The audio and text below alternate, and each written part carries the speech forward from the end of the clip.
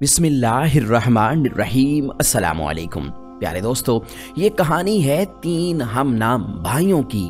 कहते हैं कि किसी जगह पर एक शख्स रहता था जिसके तीन बेटे थे और उसने अपने तीनों बेटों के नाम अब्दुल्ला रखे हुए थे। हत्ता कि उसे मर्जुल मौत ने आन लिया।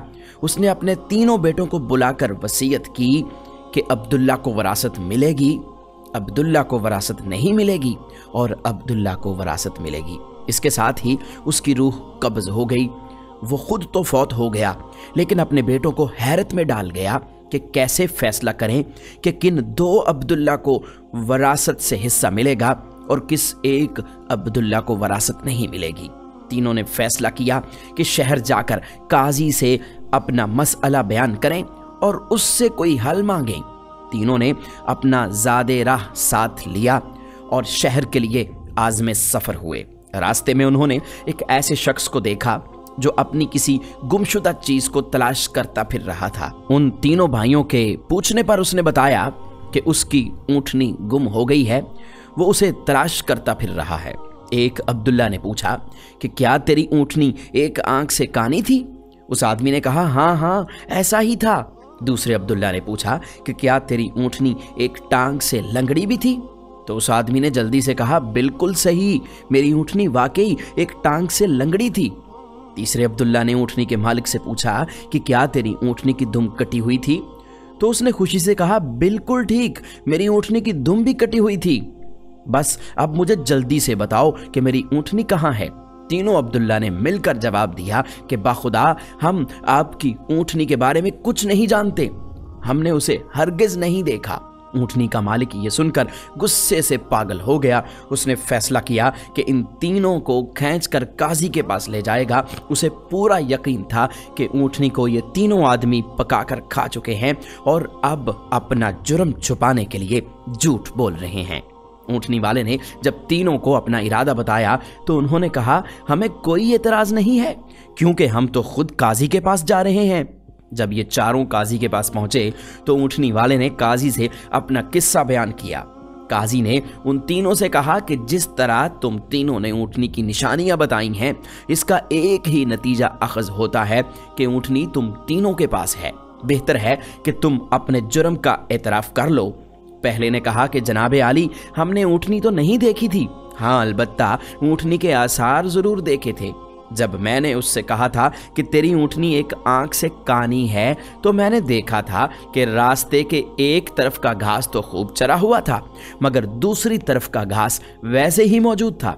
इसका एक ही मतलब निकलता है कि इस शख्स की ऊँटनी एक आंख से कानी रही होगी। दूसरे अब्दुल्ला ने कहा कि मैंने देखा था कि रास्ते में 3 कदम तो गहरे लगे हुए थे, जबकि चौथा कदम जमीन पर मामूली पड़ा हुआ था, जिसका मतलब इतना ही निकलता है कि ये जानवर लंगड़ा भी था, जिसका एक कदम जमीन पर सही तरह से लग नहीं पा रहा था।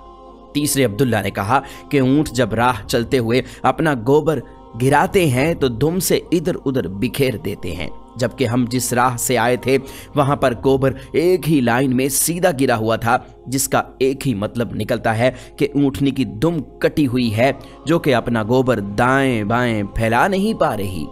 काजी ने बगैर किसी देर के उस शख्स को कहा कि तुम जा सकते हो, तुम्हारी ऊँटनी इन लोगों के पास नहीं है और ना ही इन्होंने तुम्हारी ऊँटनी को देखा है। उस शख्स के जाने के बाद उन भाइयों ने काजी से अपना किस्सा बयान किया, जिसे सुनकर काजी बहुत हैरान हुआ। काजी ने उन तीनों से कहा कि तुम आज की रात हमारे मेहमान खाने में ठहरो, मैं कल तुम्हें सोचकर कोई हल बताऊंगा। ये तीनों लोग मेहमान खाने में जाकर ठहर गए। वहां पर उन्होंने महसूस किया कि उनकी निगरानी की जा रही है। कुछ देर के बाद उनके लिए खाना लाया गया, जो गोश्त के पके हुए सालन और रोटियों पर मुश्तमिल था। पहले ने खाने को देखते ही कहा कि ये सालन कुत्ते के गोश्त का बना हुआ है। दूसरे ने कहा रोटियां जिस औरत ने पकाई हैं वो हमल के साथ है और पूरे दिनों से है। तीसरे ने कहा कि ये काजी हराम की औलाद है। ये बात उनकी निगरानी करने वालों ने जाकर काजी साहब को बता दी। उसने तीनों को दूसरे दिन अपनी अदालत में तलब कर लिया और तीनों से मुखातिब होकर कहा कि तुम में से किसने कहा था कि ये कुत्ते का गोश्त पका हुआ है? तो पहला बोला कि जनाब मैंने कहा था। काजी ने बावर्ची को बुलाकर पूछा तो उस बावर्ची ने एतराफ कर लिया कि पकाने के लिए कुछ नहीं था।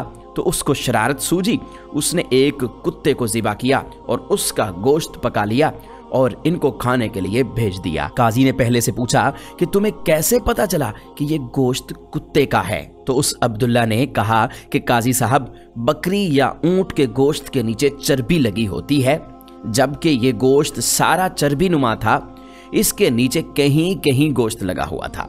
काजी ने कहा कि तुम वो अब्दुल्ला हो जिसको अपने बाप के माल से वरासत में हिस्सा मिलेगा।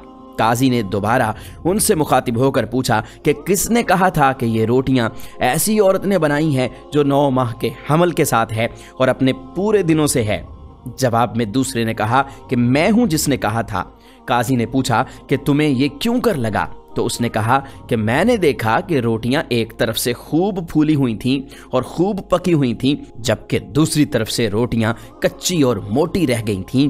मैंने इससे यही बात अखज़ की कि रोटियां बनाने वाली ऐसी खातून है जिससे तकलीफ़ के मारे ज़्यादा झुका नहीं जा रहा, वो सामने की चीज़ भी नहीं देख पा रही, जिसका मतलब यही बनता है कि औरत हामिला है और रोटियां बनाने में तकलीफ महसूस कर रही है। काजी ने दूसरे अब्दुल्ला से कहा कि तुम भी वो अब्दुल्ला हो जिसे बाप की मलकियत से हिस्सा मिलेगा।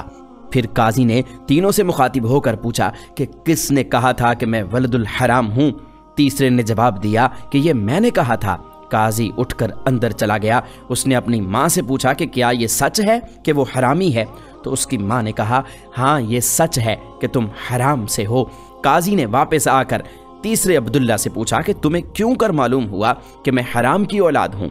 तो उसने जवाब दिया कि अगर तुम हलाली होते तो मेहमान खाने में हम पर निगरान मुकर्रर न करते और ना ही हमें कुत्ते का गोश्त पकवा कर खिलाते और ना ही कच्ची रोटियां किसी मजलूम औरत से बनवा कर हमें भिजवाते। काजी ने उससे मुखातिब होकर कहा कि तुम ही वो अब्दुल्ला हो जिसे बाप की वरासत से हिस्सा नहीं मिलेगा। तीसरे ने हैरत के साथ काजी को देखा और पूछा, मगर ऐसा क्यों है? तो काजी ने कहा, क्योंकि एक हरामी ही दूसरे वलदुल हराम को ठीक ठीक पहचान सकता है और तुम भी मेरी तरह एक हरामी हो। वरासत पाने वाले दोनों अब्दुल्ला अपनी माँ की तरफ लौटे और दरियाफ्त किया कि हमारे तीसरे भाई का क्या माजरा है। तो उनकी माँ ने कहा, तुम्हारा बाप एक सुबह नमाज पढ़ने के लिए मस्जिद में गया।